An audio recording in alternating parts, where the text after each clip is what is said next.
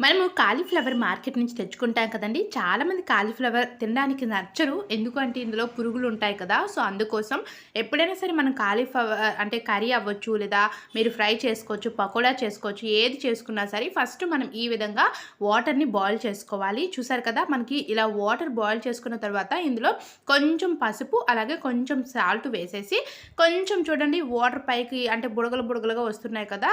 Balloons లాగా.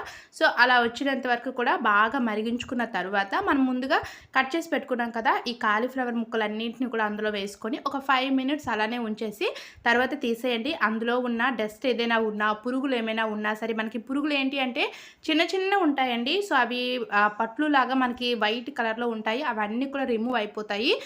So, అందుకోసం మీరు ఎప్పుడైనా సరే కాలీఫ్లవర్ కర్రీ చేయాలి అనుకుంటే ఇలా మొత్తము కూడా హాట్ వాటర్‌లో వేసుకున్న తర్వాత మీరు కర్రీ చేసుకుంటే పురుగులేమైనా ఉన్నవన్నీ కూడా